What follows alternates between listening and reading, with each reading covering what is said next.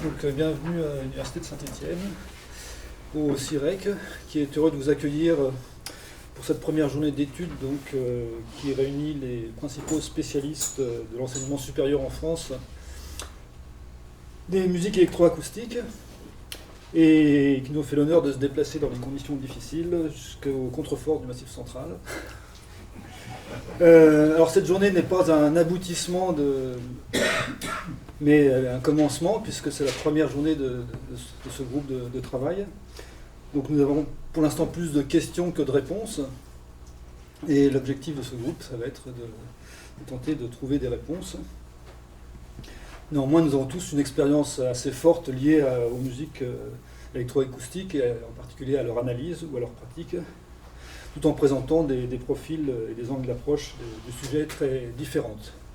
Alors je laisse la parole tout de suite à Michael Malt, qui travaille à l'IRCAM et qui va nous parler de développement de méthodologies d'analyse et représentation musicale à partir de descripteurs audio. Merci Laurent. Voilà, je pense que j'aimerais aussi remercier Laurent, le département de musique ici, pour nous accueillir aujourd'hui. Comme Laurent l'a bien dit, on a dû quelques-uns d'entre nous braver la neige et les éléments pour y arriver. Et la gare de Lyon aussi, mais tout se passe très très bien. Alors bon voilà, merci pour nous accueillir aujourd'hui. Alors je vais essayer d'être le plus bref possible. Alors je vais essayer voilà ce qu'a dit Laurent, de vous montrer un tout petit peu plutôt deux expériences, deux travaux très très récents sur lesquels j'ai travaillé et sur des choses que je suis en train de faire. Alors rapidement pour parler de contexte, en effet ça c'est tout ce travail quelque part musicologique est un effet de bord d'un travail de captation audio en temps réel de paramètres sonores pour la musique mixte. En effet, ça vient d'un travail que j'avais fait et que je continue à faire avec Emmanuel Jourdan, qui est le développement de la librairie ZA Descriptors, qui est une librairie pour l'analyse de descripteurs audio en temps réel.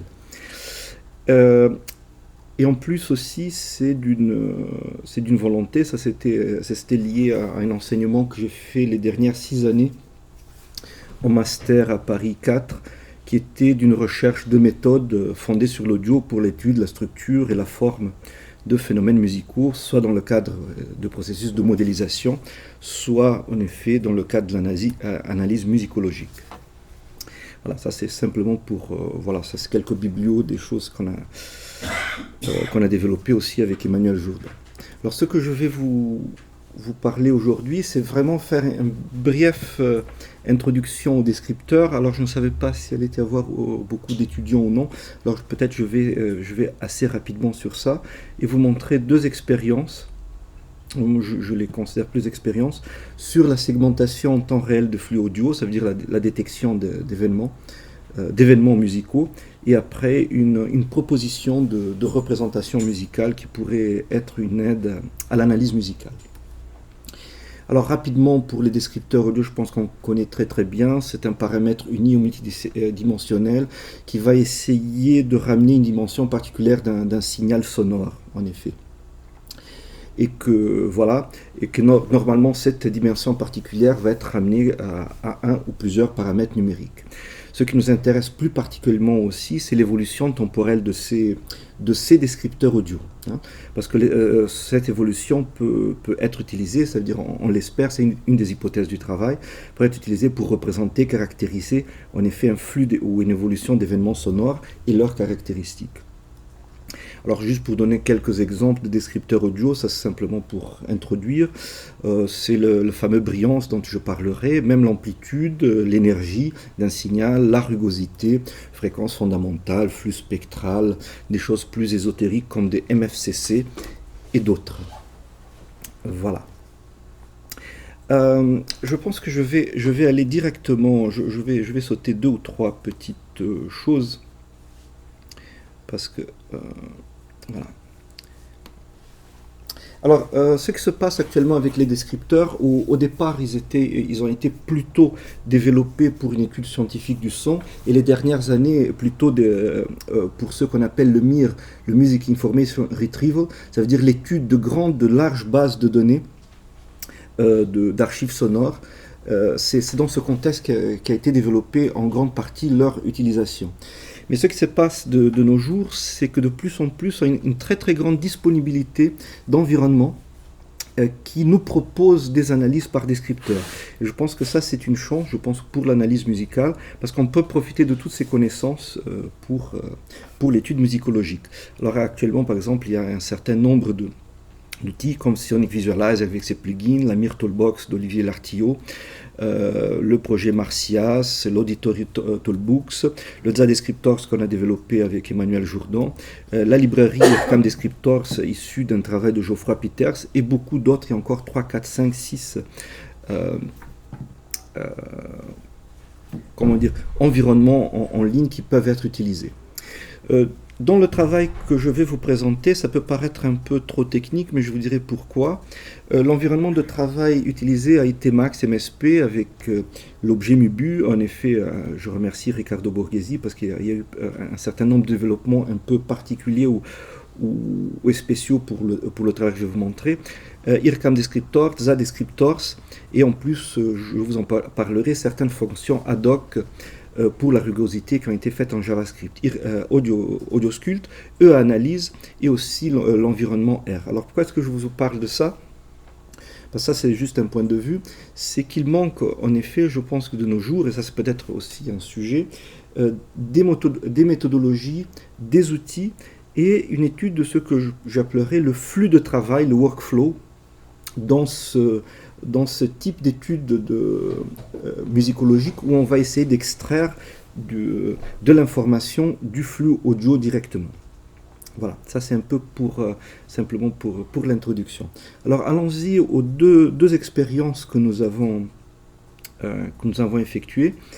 Je dis nous parce que, comme je dis, au départ, c'est un travail qui a été fait avec Emmanuel Jourdan.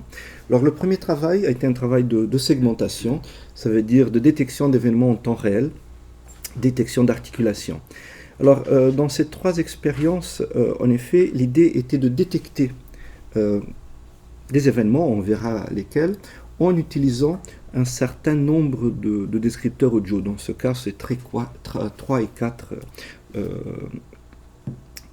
descripteurs. Ça, je vous montre un peu l'article. On a présenté quelques résultats là-dessus. Alors, il y a une chose qui est importante à dire. Ce qu'on va vous présenter, c'est des technologies en temps réel, mais évidemment, pour la musicologie, c'est à considérer d'autres types de méthodologie, parce que là, dans cette méthodologie, c'est un peu ce que je pourrais dire un one-shot, ça veut dire que le flux passe et on essaye d'identifier à chaque instant. Évidemment, pour une utilisation méthodologique, on pourrait avoir une approche qui serait offline, ça veut dire hors temps, où on pourrait repasser sur le donné plusieurs fois avec quelque part une espèce de connaissance du futur et du passé pour chaque endroit. Mais je pense que ce que j'espère vous montrer montre au moins le potentiel de ce type d'approche. Alors, la première expérience est assez intéressante, c'était une détection d'attaque. C'était une problématique qu'un étudiant de cursus avait dans le cursus de composition informatique musicale. C'est Stefan Keller, un jeune compositeur allemand. Il faisait une pièce pour basson et sa problématique était juste dans la première partie, il voulait que tout soit déclenché par les staccati du basson. Je pense que vous avez déjà un tout petit peu travaillé avec le basson. C'est un instrument très très difficile pour la prise du son. Je pourrais dire que le rayonnement ne sort jamais d'où on attend. Et sa configuration était très très compliquée pour travailler avec des détections ordinaires. Il avait besoin d'un minimum, quelquefois, de 3 micros, et ça faisait un tout petit peu trop avec une fiabilité qui n'était pas toujours au rendez-vous. Alors, dans ce travail, on a utilisé un descripteur qui s'appelle la pente spectrale. En effet, la pente spectrale, je pense que je peux vous montrer très rapidement, juste pour qu'on ait un tout petit peu de son ce matin, ou quoi que ce soit qui se rapproche de son. En effet, la pente spectrale, juste pour info, voilà, vous voyez un tout petit peu la pente spectrale, c'est une espèce d'approximation, voilà, c'est un angle d'une approximation linéaire de l'enveloppe spectrale. Voilà, c'est ça la pente spectrale. Ça simplement pour une petite démo ad hoc. Très bien. Alors, qu'est-ce qui s'est passé? Une chose qu'on avait remarqué, c'est que par rapport, par exemple, à des enveloppes d'énergie, la pente spectrale, dans certains cas, avait des pics qui étaient plus resserrés et plus précis. Alors, par exemple, ça c'est juste... voilà.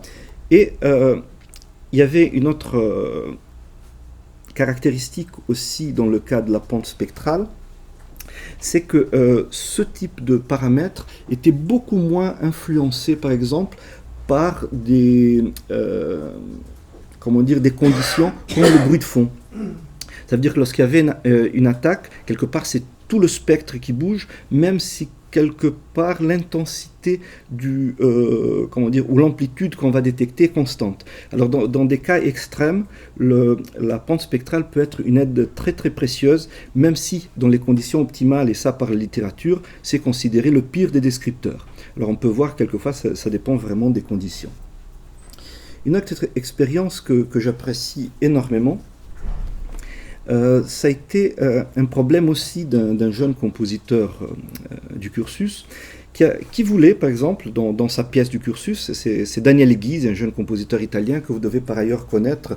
C'est un des co-auteurs du projet Bach, une librairie pour la composition c'était pour ordinateur dans Max. En effet, les co-auteurs avec Andrea Agostini. Mais là, on parle de Daniele Ghisi. Alors, Daniele Ghisi avait une petite problématique qui était la suivante. Il y avait sa pièce, dans un certain moment, on va essayer d'écouter un tout petit peu.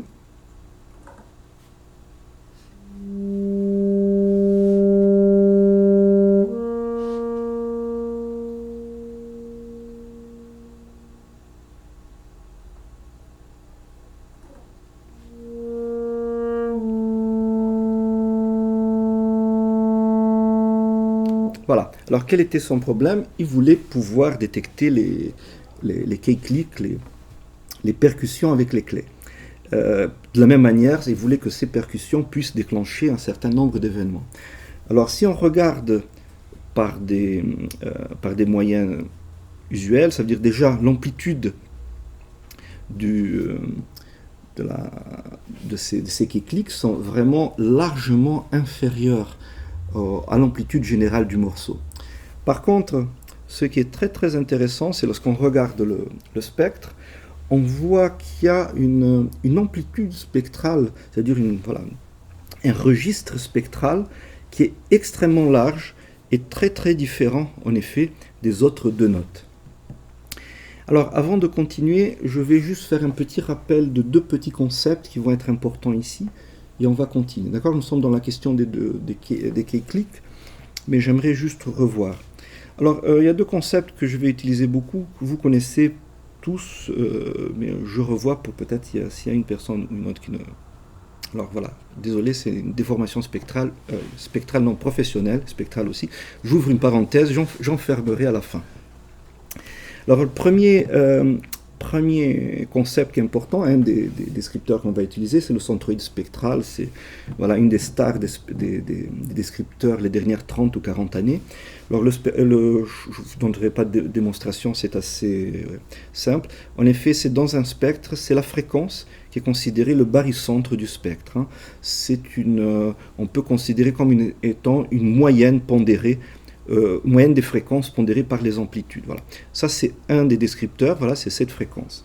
Le deuxième descripteur qu'on va utiliser, ça va être la variance ou l'écart spectral, et l'écart spectral en effet, qui en effet, ce paramètre, en effet c'est aussi quelque part une fréquence, et qui est la dispersion des valeurs du spectre autour du barycentre. On peut voir que en fonction de la typologie du spectre, on va avoir une dispersion des valeurs plus grande ou plus petite, et on verra que ça c'est assez important. Voilà. Alors pour fermer la parenthèse, si vous me permettez, et je reviens où est-ce qu'on était. Alors voilà, si on revient au spectre que je viens de vous montrer, ça veut dire que dans ce cas, même si l'intensité des key clicks sont vraiment inférieures, ce n'est pas vrai pour l'intensité ou pour l'amplitude du registre spectral. Ce qui est très intéressant, c'est que si on fait vraiment un suivi ça veut dire de cette valeur. On peut voir dans ce premier exemple ici, c'est le suivi de ce descripteur qui est ici plutôt l'écart type. Et on voit vraiment simplement en termes de magnitude la différence des clics pour les notes communes. Après, c'est simplement la dérivée et la détection d'onset.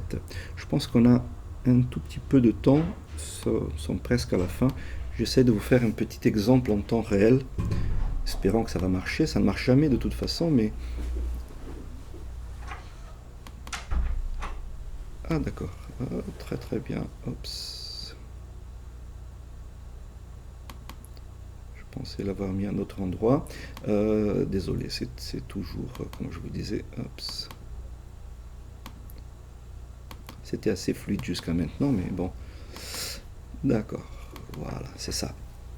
Alors je vais essayer de vous montrer, on va essayer de voir, vous allez essayer de voir ici l'évolution de ce paramètre.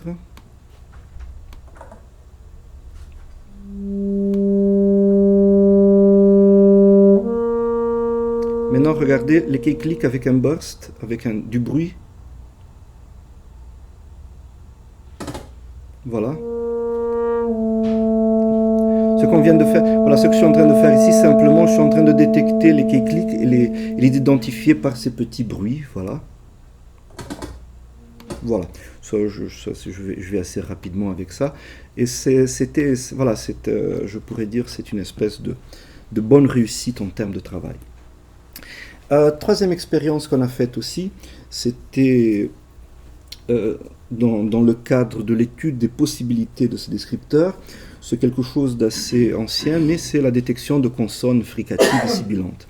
Alors vous voyez dans des sonogrammes, par exemple ici c'est écrit Joseph s'en va, voilà.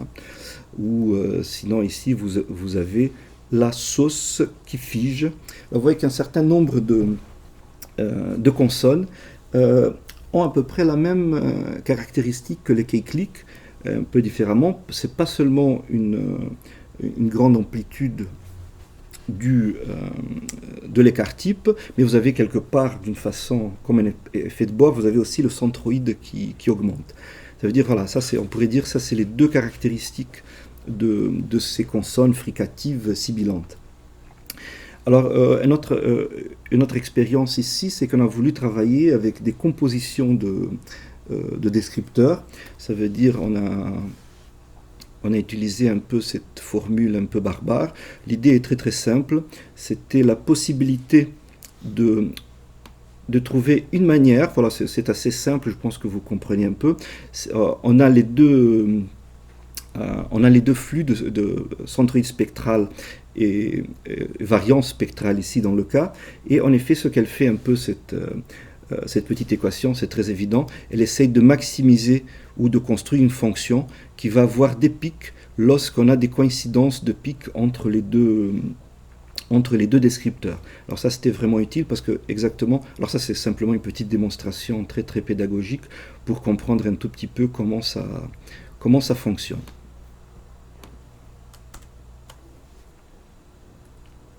Voilà, c'était un peu ce genre de choses. L'idée, je vais passer ça un tout petit peu, l'idée était de vraiment essayer de trouver une fonction, ça c'est un concept que je trouve aussi très important, c'est ce qu'on appelle une fonction de détection d'événements qui maximise un paramètre quelconque. Je peux vous donner une deuxième expérience.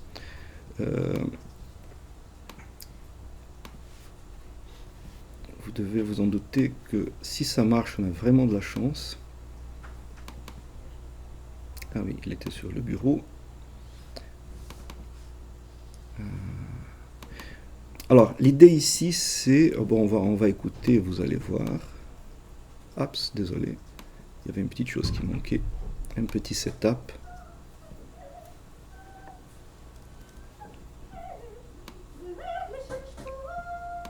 Voilà. Voilà ce qu'on a ici.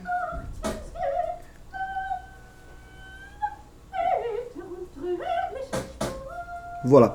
Ça, c'est un petit extrait d'une pièce qui s'appelle Strett de Hector Parra.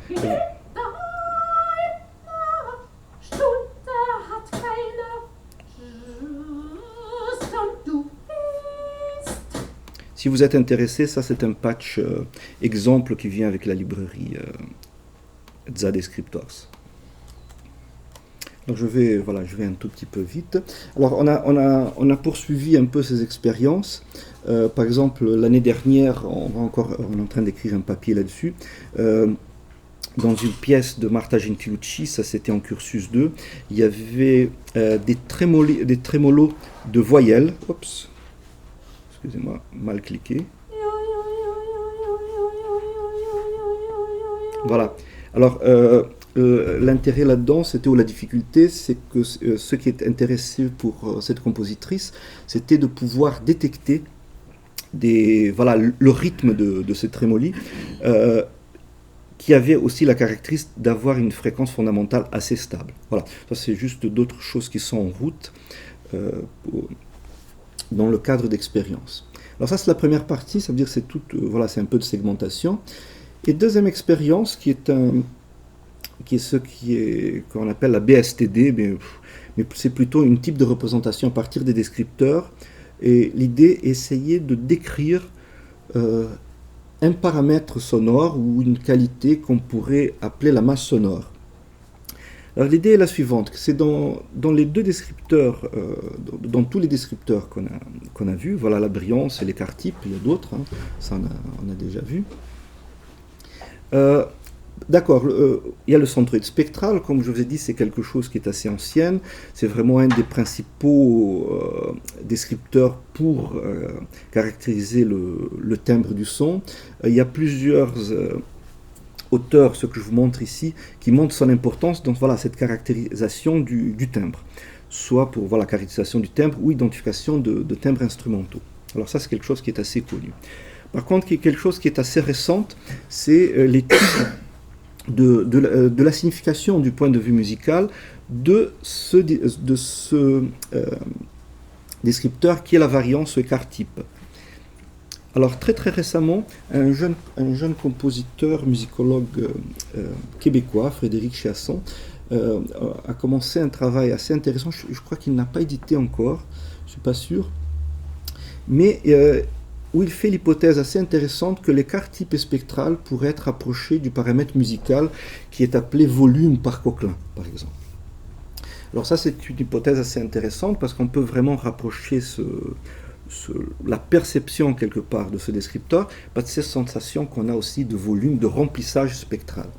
Ça, c'est aussi une hypothèse qui a été utilisée avec un bon succès dans le cadre, par exemple, du projet orchestration à l'IRCAM. Voilà. Et qui montre, par exemple, la pertinence de l'hypothèse de Chiasson.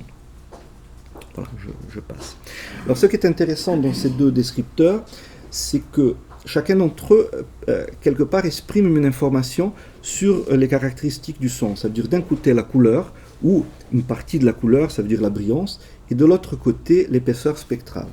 C'est là qui rentre la proposition que nous avons faite, c'est que de proposer une représentation, ici c'est un petit extrait d'atmosphère, où le registre spectral, ça veut dire la variation, soit représenté par une étendue, ça veut dire par une ligne ici, par une étendue sur l'axe Y, où le centre est évidemment la brillance. Et une troisième composante ici, qu'on va appeler texture, je vous dirai pourquoi, ça serait la couleur. Normalement, pour la texture, l'idée est d'utiliser l'intensité ou l'énergie.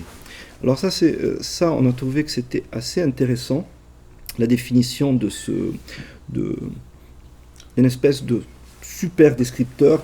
Super descripteur, c'est pas un bon nom, mais plutôt un descripteur de haut niveau, une représentation de haut niveau qui va mettre en rapport ce registre spectral, qui est cette distance, et une information de texture, qui, comme je vous dis, qui est l'axe Z, qui est la couleur, qui pourrait être soit l'amplitude, l'énergie, le flux spectral, voilà, ça c'est un autre descripteur, variation spectrale, la rugosité, et d'autres types de descripteurs. Je vous donne maintenant quelques exemples. Alors, l'idée, je vais m'avancer un tout petit peu, l'idée de cette représentation, c'est d'être une aide à l'analyse. De toute façon, au moins mon point de vue très particulier, c'est que ça, ce sont des aides, ce sont des outils qui vont apporter de l'information. Et évidemment, l'analyse, c'est le discours ultime et c'est l'interprétation d'un analyste. Alors simplement pour vous donner quelques petites idées de à quoi ressemble cette masse sonore. C'est intéressant. Voilà, bon, ça on a déjà vu. Alors ça c'est un petit graphique par exemple de Atmosphère, c'est la version de 61, c'est celle de la création. Mais vous pouvez voir déjà, je pense quelque chose qui est assez utile, on peut voir déjà comment les diverses formes qui sont générées proposent, si vous voulez, des moments, ça veut dire proposent des segmentations possibles. Alors je vais vous montrer quelques petites applications. Alors ça c'est une première application où vous avez au fond, voilà, ça c'est la même version de Donna Washingen, et vous avez au fond les articulations de la propre pièce, qui sont les propres articulations de Ligeti, et on voit comment dans certains cas cette représentation représente bien l'articulation elle-même. Je vais sauter ce petit dessin. Ça, c'est plutôt pour nous faire plaisir. C'est le Boléro de Ravel par Boulez. Alors ici, c'est assez clair l'évolution un tout petit peu de la masse orchestrale, de l'intensité. C'est plutôt un exemple assez didactique. Après, très récemment, ça a été l'année dernière, on a fait une application notamment pour les œuvres électroacoustiques de Xenakis. Alors c'était notamment les premières œuvres, mais même les dernières, ça pourrait se faire. Ici, je pense que c'était très très bien appliqué parce que vous pouvez déjà remarquer que c'est un type de descripteur, c'est un type de représentation qui a pour vocation de représenter plutôt une espèce de vue globale et s'adapte très bien à ce qu'on pourrait appeler des musiques de texture. Alors, ici, notre travail était un peu d'essayer d'étudier cette représentation et évidemment la mettre en rapport à des segmentations analytiques, à d'autres discours analytiques précédents et voir la cohérence de cette représentation par rapport à d'autres segmentations. Alors ça, c'est par exemple Diamorphose. C'est un peu l'évolution. Alors comme toujours, dans la ligne noire, si vous voulez, c'est le centroïde, évidemment. La largeur de la forme, c'est l'écart-type spectral. Et dans ce cas ici, c'est l'énergie. C'est assez intéressant. Alors bon, voilà, ça c'est ce que je viens de vous raconter. Mais ce qu'on peut voir déjà, c'est que ça nous aide beaucoup. Déjà, pour moi, ça m'a aidé beaucoup. Ça veut dire que ça me donnait immédiatement une espèce de grande vision très très rapide, un peu même en termes de couleur des pièces de Xenakis. Ça c'est une autre histoire, mais ça construisait très très rapidement des formes que j'arrivais, ou des formes, ou des passes, des chemins, si vous voulez, qui pour moi très particulièrement m'aidaient très très rapidement à identifier des choses et aussi, si vous voulez, à segmenter. Ça, c'est un peu le rapport entre une segmentation que j'ai fait à l'aveugle sans avant voir les segmentations, dans le cas ici de Harley et Valsamakis, qui sont deux cas particuliers.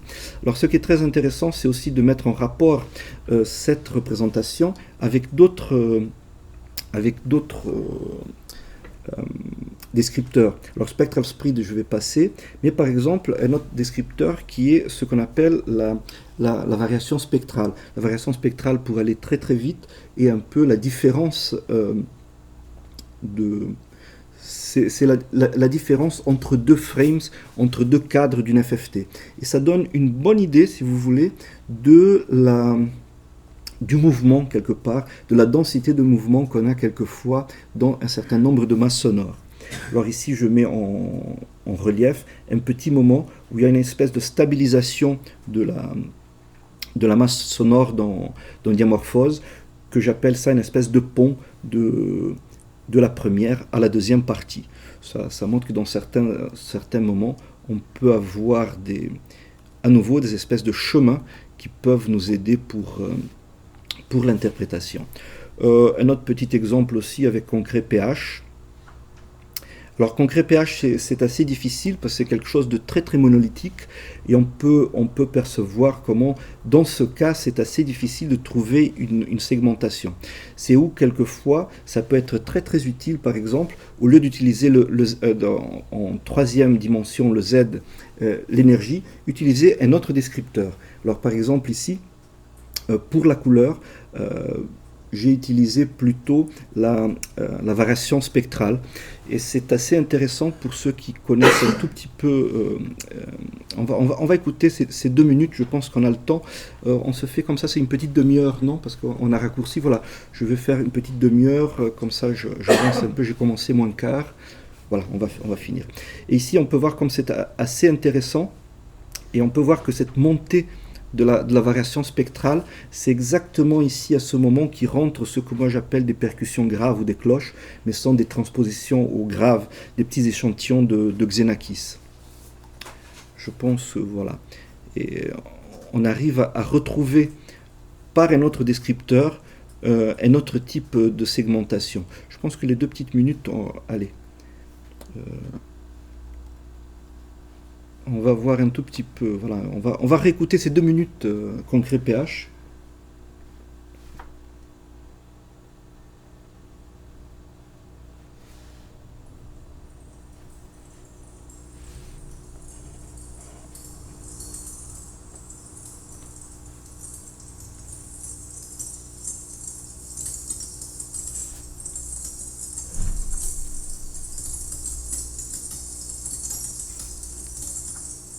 Cette partie, théoriquement, il y aurait une baisse de mouvement, ou plutôt stable, quelque chose qui se...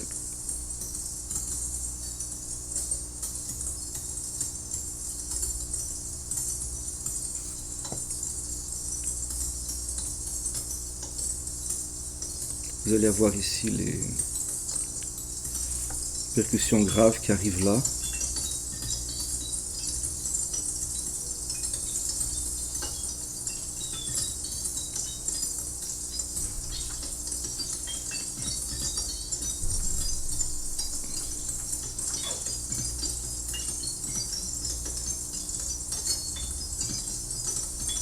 Voilà, je vais arrêter, ça me donne une petite idée. Voilà, j'ai appliqué ça à d'autres, bon, à peu près 6 ou 7 premières pièces électroacoustiques, avec toujours, je pense, que des identifications assez intéressantes en termes de morphologie qui apparaissent. Mais peut-être le plus intéressant, comme je vous disais, c'est que ça permet très très rapidement d'avoir une espèce de vision d'ensemble. Et par exemple, même 2 pièces, j'ai trouvé ça assez intéressant, 2 pièces avec 3 ans de différence de Xenakis. Et si on regarde quelque part, ils ont à peu près la même structure, je ne rentrerai pas dans les détails, mais à peu près la même structure tripartite, si vous voulez, avec une première partie, avec une évolution vraiment dans le grave, grosso modo, une deuxième partie beaucoup plus mouvementée, avec des timbres qui varient beaucoup plus, avec des registres qui varient beaucoup plus, et une troisième partie qui revient de 2 manières différentes à des mouvements que je pourrais dire un peu plus statiques. Voilà, ça je ne vais pas rentrer dans les détails. Ça c'est simplement les premières parties. Il y a des choses qui sont assez intéressantes ici. Je vais sauter ça. Je vois notre temps. Je vais à peu près finir. Il y aurait d'autres choses encore. Peut-être le dernier exemple que je trouve un des plus beaux. Où par exemple, je vois que par exemple, ce qui m'intéressait beaucoup dans ce type de représentation, c'est qu'elle rend quelque part un type d'écoute. Alors par exemple, ça c'est juste un petit extrait d'Accident harmonique de Parmigiani.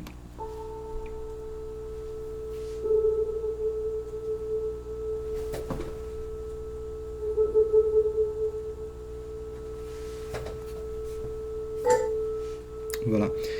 Alors même dans la représentation en forme d'onde, on n'a pas vraiment ce type de représentation qui pour moi rend très très bien l'oreille, c'est ce type de variation de timbre. Alors pour le spectre, c'est un peu bizarre, mais c'était un enregistrement très très ancien, qui était un enregistrement vinyle, une numérisation.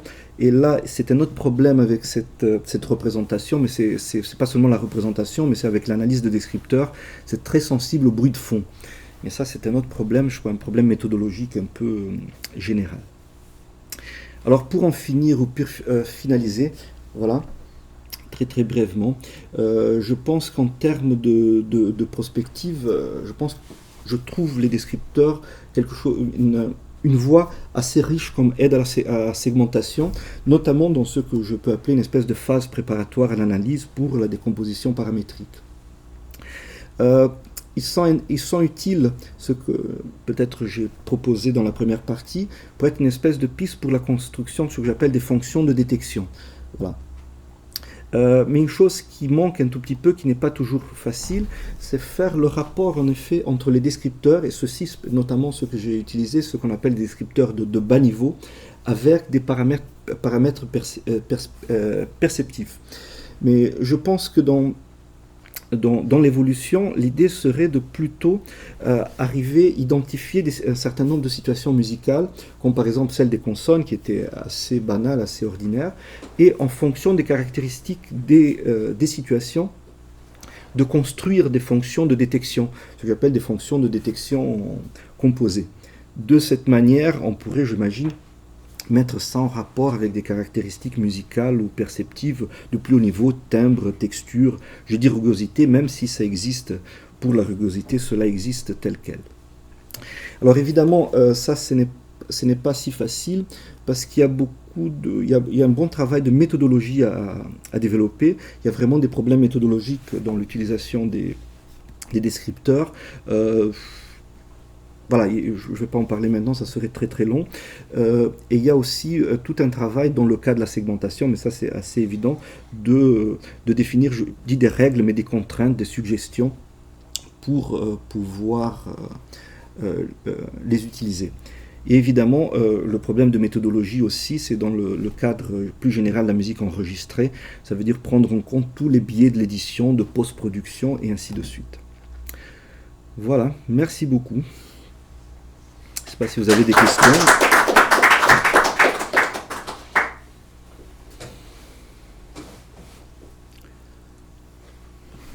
Vous pouvez ne pas poser de questions aussi, hein, c'est pas...